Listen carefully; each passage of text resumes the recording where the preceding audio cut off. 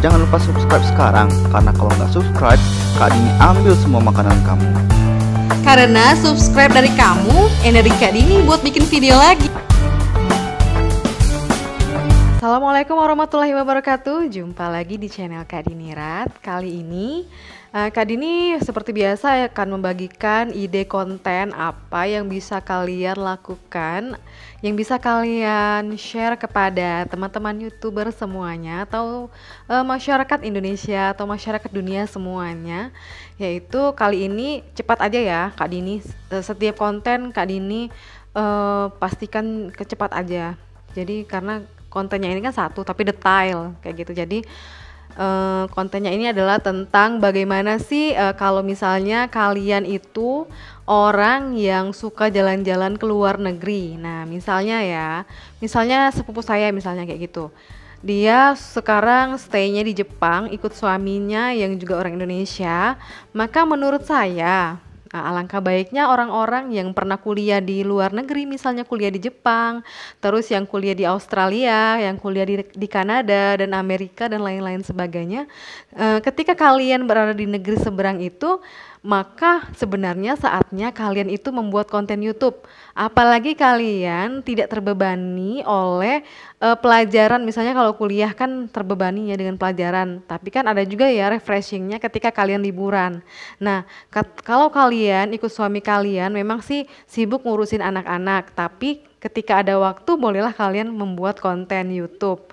Karena konten itu juga bisa bermanfaat bagi orang lain. Nah, misalnya yang pertama adalah misalnya kalian tinggal di Jepang, maka mungkin kontennya itu bisa daerah seputar Jepang.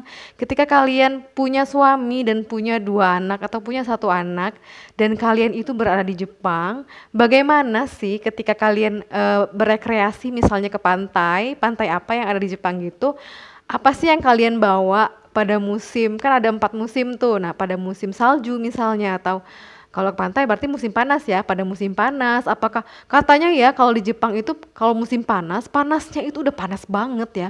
Kita aja kan 37 derajat itu kan panas ya. Kalau di situ tuh di atas 40 derajat panasnya.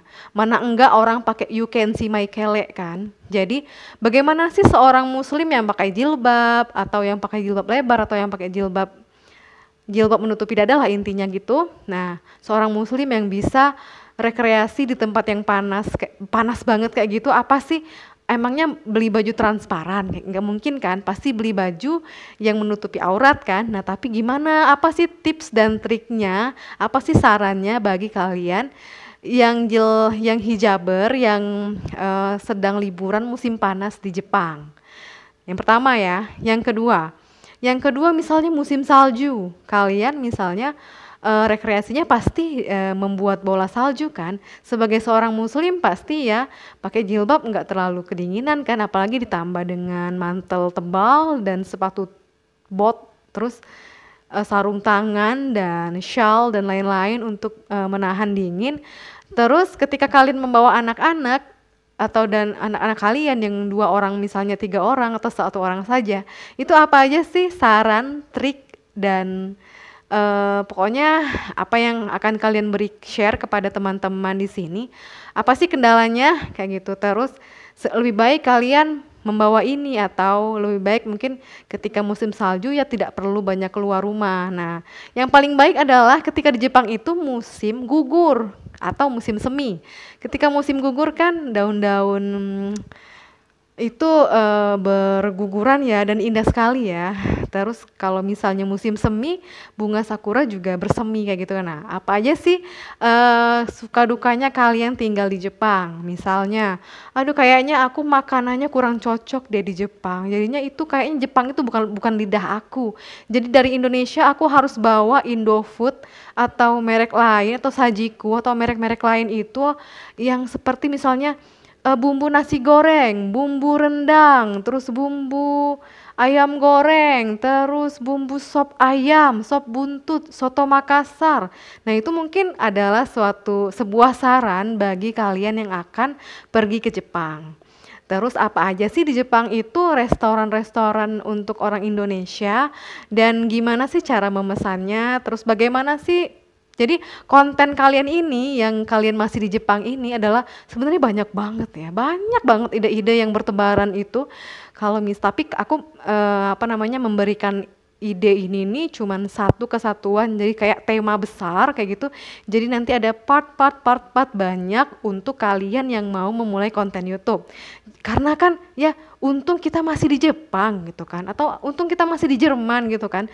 Gimana sih cara kita menghadapi musim di sana? Bagaimana sih cara kita ketika di Indonesia cuma 2 musim dan ternyata di sana itu ada 4 musim kayak gitu. Nah, apa aja sih pengalaman kalian kan bisa kalian share atau bisa melihatkan pemandangan-pemandangan. Terus ketika kalian ada di Gunung Fuji, apa sih yang harus kalian lakukan? Bekal apa sih? Suka dukanya apa sih? Kayak gitu.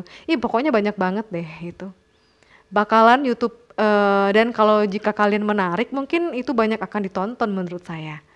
Itu saja ya, kalian bisa lah ya mengkreativitaskan apa ide kalian tentang itu. Itu saja. Wassalamualaikum warahmatullahi wabarakatuh. Semoga bermanfaat bagi kalian semua.